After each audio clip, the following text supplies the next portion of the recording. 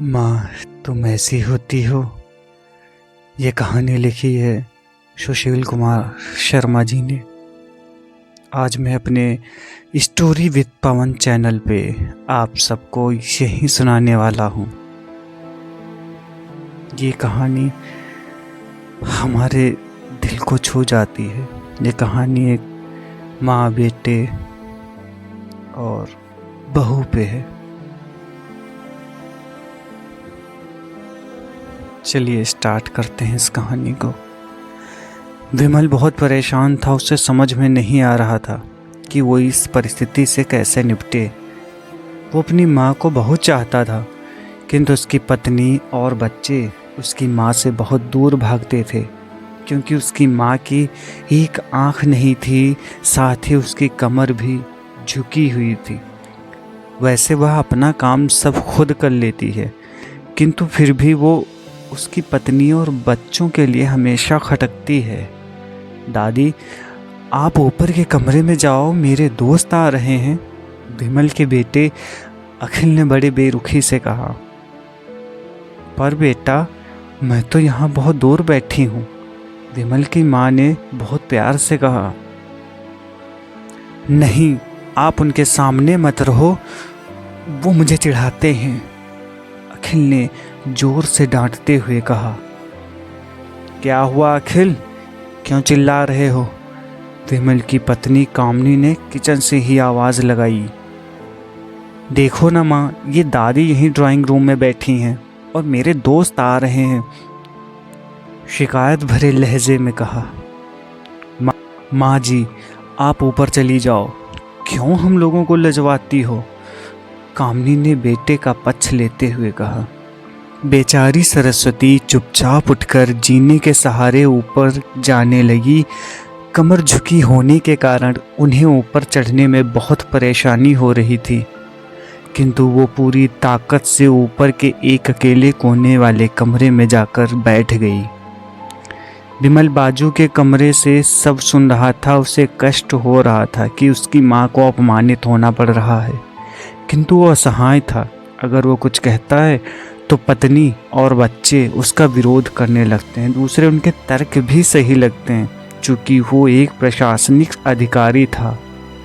उसका सामाजिक स्तर बहुत ऊंचा था। उसकी ससुराल भी एक उच्च घराने में थी, अतः वह चुपचाप इस तरह हर दिन अपनी माँ को अपमानित होते देखता रहता था। रात को विमल की पत्नी ने कहा, देखो जी, अब कुछ करो।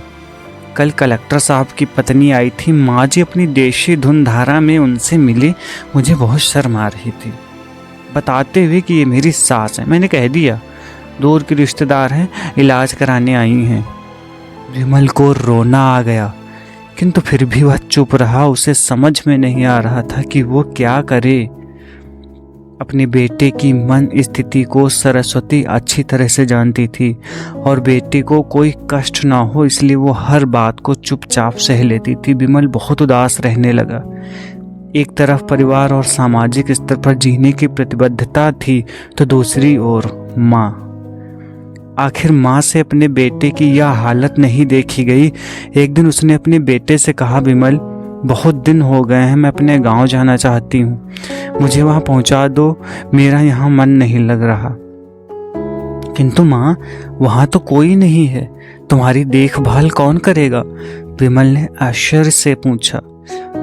अरे, सब गांव वाले तो हैं वहाँ, तुम्हारे मामा जी तो उसी गांव में रहते हैं, और फिर हम सारी व्यवस्थाएं कराएंगे। कामिनी को तो जैसे मन की मुराद मिल गई हो। हाँ बेटा, बहुत सही कह रही है, सरस्वती ने लंबी सांस लेते हुए कहा। विमल जानता था कि गांव में माँ की देखभाल करने वाला कोई नहीं है, लेकिन अपनी पत्नी की जिद के कारण वह अपनी माँ को गांव छोड़ने पर विवश हो गया। माँ को गांव छोड़कर आते वक्त उसे रोना आ रहा था तथा अपनी बेबसी पर गुस्सा भी आ रहा था, किंतु परिवार, पत्नी और समाज ने उसके इन मनोभावों को दबा दिया हो और वो सुकून सा महसूस करने लगा। कुछ दिनों के बाद उसके चाचा, जो अमेरिका में रहते थे, आने वाले थे। जब विमल बहुत छोटा था, उसके पिता जीवित थे, तब वो भारत आए थे और और उसके बाद वो अब भारत आने वाले थे। पूरा परिवार और आस पड़ोस बहुत उत्साहित था। अमेरिका से विमल के डॉक्टर चाचा आ रहे हैं। डॉक्टर रमेश ने जैसे ही घर में कदम रखा, सबने मिलकर बहुत उत्साह से उनका स्वागत किया। क्यों विमल, भाभी नहीं दिख रही, कहाँ हैं? डॉक्टर रमेश ने उत्साहपूर्वक पूछा। जी वो गांव में रहती हैं, यहाँ उनका मन नहीं लगा, कामनी ने सपाट लहजे में उत्तर दिया। डॉक्टर रमेश ने विमल की ओर देखा तो विमल ने अपनी आंखें झुका ली। डॉक्टर रमेश सब समझ गए, बोले कल हम भाभी से मिलने गांव चलेंगे। सब लोग दूसरे दिन सभी लोग गांव के घर में पहुंचे। देखा कि सरस्वती को बहुत तेज बुखार है और वो पलंग पर असहाय पड़ी है। डॉक्टर रमेश दौड़कर सरस्वती के पास गए, उनके पैर छुए, रोने लगे। सरस्वती की ये हालत उनकी कल्पना से परे थी। वाह बेटा विमल, तूने तो नाम उजागर कर दिया। अपनी माँ की ये हालत देखकर तुझे तो शर्म भी नहीं आ रही होगी। डॉक्टर रमेश ने विमल को लगभग डांटते हुए कहा। नहीं देवर जी, विमल का कोई दोष नहीं है। मैं खुद गांव आई थी, सरस्वती ने अपने बेटे का बचाव किया। मुझे सब पता चल गया। भाभी आप चुप रहो। क्यों बहू, तुम्हें अपनी सास की कुरूपता पसंद नहीं है? समाज में तुम्हें नीचा देखना पड़ता है ना? डॉक्टर रमेश ने कामनी की ओर व्यंग से देखा। कामनी निरुत्तर होकर विमल को देखने लगी। आज तुम जिस सामाजिक स्तर पर हो वो इन्हीं के संघर्षों की देन है। और बेटा विमल, तुम्हें शायद मालूम ना हो कि बचपन में जब तुम 1 साल के थे तब छत से नीचे गिरने के कारण तुम्हारी एक आंख फूट गई थी और तुम्हारी रीढ़ की हड्डी में भी समस्या थी। तब तुम्हारी इस कुरूप माँ ने अपनी एक आंख और अपना बोन मेरो तुम्हें देकर इतना सुंदर स्वरूप दिया। कामनी बेटा, इतने सालों तक संघर्ष करके बेटे को प्रशासनिक अधिकारी बनाने वाली इस संघर्षशील औरत की तुम लोगों ने यह दशा कर दी, तुम्हें ईश्वर कभी माफ नहीं करेगा। डॉक्टर रमेश की आंखों से अश्रु जलधारा बह रही थी। अब भाभी आप मेरे साथ अमेरिका जाएंगी, यहाँ इन स्वार्थी लोगों के बीच नहीं रहेंगे। डॉक्टर रमेश ने सरस्वती से कहा। विमल को तो काटूं तो खून नहीं था। डॉक्टर रमेश जो उसके चाचा थे, उन्होंने जो राज बताया उसके बाद तो विमल को यही लग रहा था कि उससे ज़्यादा पापी इंसान इस दुनिया में और कोई नहीं है। वह दौड़ता गया और माँ सरस्वती के कदमों में लिपट गया। माँ, मेरा अपराध क्षम्य है। मैं जानबूझकर चुप्पी साधे रहा, आपका अपमान करवाता रहा। अब सिर्फ आप ही इस घर पर मेरे साथ रहेंगे और कोई नहीं। विमल ने अग्नि दृष्टि से अपनी पत्नी की और बच्चों को देखा।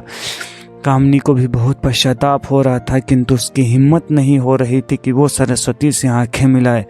सरस्वती ने कामनी की मन स्थिति को समझकर उसको पुचकारते हुए अपने पास बुलाया और विमल को डांटते हुए कहा, खबरदार, जो मेरी बहू को मुझसे अलग करने की कोशिश की तो तुझे ही घर से बाहर निकाल दूंगी। कामनी और बच्चों ने सरस्वती के पैर पड़ते हुए अपने व्यवहार पर माफ़ी मांगी और माँ के हृदय में सबको माफ़ कर दिया।